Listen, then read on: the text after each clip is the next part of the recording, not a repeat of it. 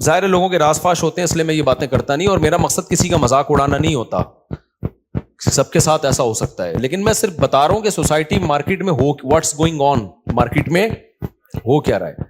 تو ایسے موقع پہ پھر میں ان لوگوں کو ڈیورس کا مشورہ دے رہا ہوتا ہوں کہ بھائی جب اتنی نوبت ہے تو فارغ کرو میرے بھائی.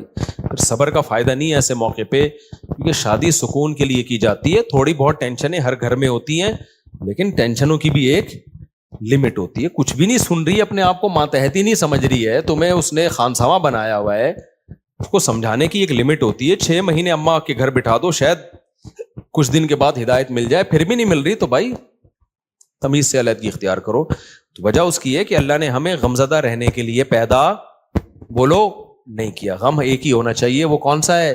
آخرت. تو خوش رہنا چاہیے انسان کو. اللہ کو خوش لوگ کیا ہے؟ پسند ہے. نبی حضرت ابو ہریرہ نے فرمایا کہ نبی صلی اللہ علیہ وسلم نے جب بھی مجھے دیکھا ہے زندگی میں, کبھی ایسا نہیں ہو کہ آپ نے مجھے دیکھا اور مسکرائے نہ ہو. حالانکہ نبی کا غم سب سے بڑا غم تھا نا, امت کی فکر تھی, لیکن اپنے ساتھیوں کے ساتھ ایٹیٹیوڈ کیا تھا آپ کا؟ جب بھی دیکھتے مسکراتے. اور ہم لوگ کیا ہے, جب بھی دیکھو ایسا لگتا ہے کوئی نیا ٹینشن چل رہی ہے اس کے ساتھ, نئی ٹینشن چل رہی. خوش رہنا سیکھنا چاہیے, سمجھ رہے ہو؟ مسکراتے چہرے سے ملا کرو, ٹینشن فری. امریکہ میں $10 کی ایک چھولے کی پلیٹ ملتی ہے صبح ناشتے میں نا, پراٹھے کے ساتھ, جو لوکل ہوٹل, جو پاکستانی کے ہوٹل. $10 کا مطلب پتہ ہے کیا؟ 2750. مہنگائی وہاں ہے میرے بھائی, یہاں نہیں ہے. یہاں تو چھولے کی پلیٹ فری میں آ رہی ہوتی ہے, پراٹھا خریدو بعض دفعہ ویسی فری میں ڈال کے دے دیتا ہے. آپ ڈالر پہ ترس رہے ہو, تو وہاں خرچہ بھی تو ڈالر میں ہی ہو رہا ہے, سمجھ رہے ہو؟ تو اس لیے پاکستانی کرنسی میں اگر کما رہے ہو تو کھا بھی کس میں رہے ہو اسی میں. وہاں جاؤ گے تو ڈالر میں کماؤ گے تو کھاؤ گی بھی کس میں. میں جاپان میں جو فاسٹ ٹرین میں بیٹھا ہوں نا, میں یہ زوم آپ کرو انجوائے, اس کا ٹکٹ پتہ ہے کتنے کا تھا؟ جب مجھے پتا چلا میرے وہ چھوڑ گئے. میں نے کہا ٹانگا گدھا ٹرکشا صحیح ہے میرے بھائی, یہ بس دکھانے کے ہیں. لوگوں کی جائیدادیں بک جاتی ہیں ان ٹرینوں میں, بہت لگژری لوگوں کا کام ہے وہ, بس وہ ڈرائیور ہی بیٹھے اس میں.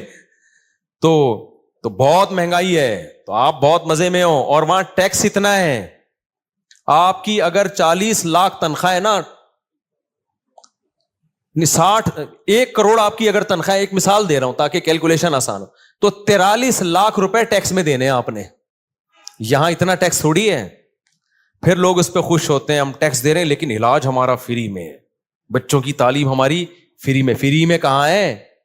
43% تنخواہ کاٹ لی تم سے انہوں نے, اب تمہیں فری میں تھوڑی دے رہے ہیں. آپ کی گورنمنٹ یہاں جتنی مرضی کرپٹ ہے, میں کوئی یہ نہیں کہہ رہا بہت نیک گورنمنٹ, جیسی مرضی ہے, اتنا ٹیکس نہیں ہے میرے بھائی.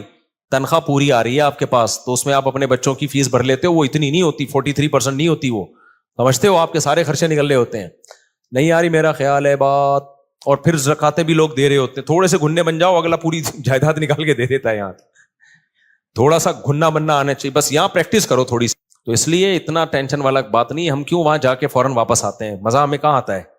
بہت اچھے کنٹری ہیں, امریکہ بہت اچھا ہے, جاپان بہت اچھا ہے, مزہ ہمیں کراچی میں ہی آتا ہے. اور یہ جو میں نے ابھی بیان میں کہا نا کہ خاموش, بالکل خاموش, یہ 4 دن خاموشی اچھی لگتی ہے, اس کے بعد کاٹنے لگتی ہے.